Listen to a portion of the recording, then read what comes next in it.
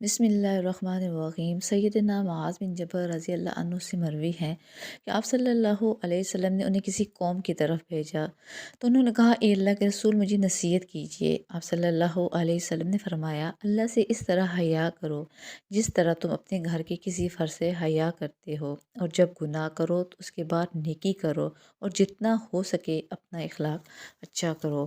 آپ صلی اللہ علیہ وسلم نے فرمایا، ہر دین کا اخلاق ہوتا ہے اور اسلام کا اخلاق حیا ہے۔ ایمان اور حیا دو ایسے پرندے ہیں کہ اگر ان میں سے کوئی ایک اڑ جائے تو دوسرا خود ہی اڑ جاتا ہے۔ حیا ایمان میں سے اپنے ایمان کی حفاظت کے لیے اللہ تعالیٰ سے ایسے حیا کریں جیسے کہ اللہ سبحانہ تعالیٰ سے حیا کرنے کا حق ہے۔ کیا ہم اللہ تعالیٰ سے اس طرح حیا کرتے ہیں جیسے حیا کرنے کا حق ہے؟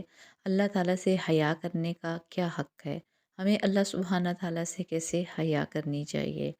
آپ صلی اللہ علیہ وسلم نے ارشاد فرمایا، اللہ تعالیٰ سے شرم و حیا کرو جیسا کہ اسے شرم و حیا کرنے کا حق ہے۔ ہم نے عرض کیا، اللہ کے رسول، ہم اللہ سے شرم و حیا کرتے ہیں اور اس پر اللہ کا شکر ادا کرتے ہیں۔ آپ صلی اللہ علیہ وسلم نے فرمایا، حیا کا یہ حق نہیں جو تم سمجھ بیٹھے ہو، وہ یہ ہے، اللہ سے شرم و حیا کرنے کا جو حق ہے وہ یہ ہے کہ تم اپنے سر اور اس کے ساتھ جتنی چیزیں ہیں ان سب کی حفاظت کرو، اور اپنے پیٹ، اس کے اندر جو چیزیں ان کی حفاظت کرو، اور موت اور ہڈیوں کے گل سڑ جانے کو یاد کیا کرو، اور جسے آخرت کی چاہت ہو وہ دنیا کی زیب و زینت کو ترک کر دے۔ بس جس نے یہ سب پورا کیا تو حقیقت میں اس نے اللہ سبحانہ تعالیٰ سے حیا کی جیسا کہ اس سے حیا کرنے کا حق ہے۔ الحمدللہ، اللہ سبحانہ تعالیٰ ہمیں بھی حیا کرنے کا توفیق دے۔ حیا کا یہ تقاضا ہے کہ مرد مرد کا اور عورت عورت کا ستر نہ دیکھے۔ آپ صلی اللہ علیہ وسلم نے فرمایا، مرد مرد کا ستر نہ دیکھے اور عورت عورت کا ستر نہ دیکھے۔ مرد مرد کے ساتھ ایک کپڑے میں نہ ہو اور عورت عورت کے ساتھ ایک کپڑے میں نہ ہو۔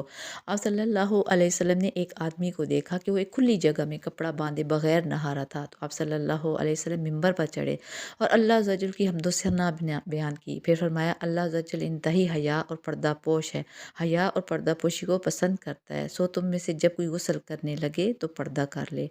سیدنا جریر رضی اللہ عنہ نے بیان کیا کہ آپ صلی اللہ علیہ وسلم ہمارے ہاں بیٹھے ہوئے تھے اور میری ران ننگی ہو رہی تھی، تو آپ صلی اللہ علیہ وسلم نے فرمایا، کیا تمہیں معلوم نہیں کہ ران قابل ستر ہوتی ہے، یعنی اسے چھپانا چاہیے۔ آپ صلی اللہ علیہ وسلم نے فرمایا، گزشتہ انبیاء کی تعلیمات میں سے جو بات لوگوں کے پاس محفوظ رہی وہ یہی ہے کہ جب حیا نہ رہے تو جو جی چاہے کر۔ آپ صلی اللہ علیہ وسلم کا گزر ایک شخص پر سے ہوا جو اپنے بھائی پر حیا کی وجہ سے ناراض ہو رہا تھا اور کہہ رہا تھا، تم بہت شرماتے ہو، اتنی شرم کیوں کرتے ہو؟ گویا کہ وہ کہہ رہا تھا کہ تم اس کی وجہ سے اپنا نقصان کر لیتے ہو۔ آپ صلی اللہ علیہ وسلم نے ان سے فرمایا کہ اسے چھوڑ دو کہ حیا ایمان میں سے ہیں۔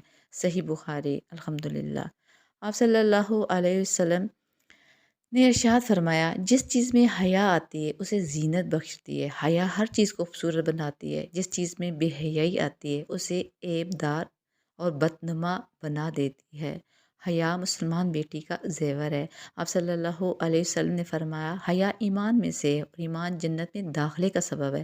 آپ صلی اللہ علیہ وسلم نے فرمایا، ایمان کی 60 سے کچھ اوپر شاخیں ہیں، حیا بھی انہی کا حصہ ہے۔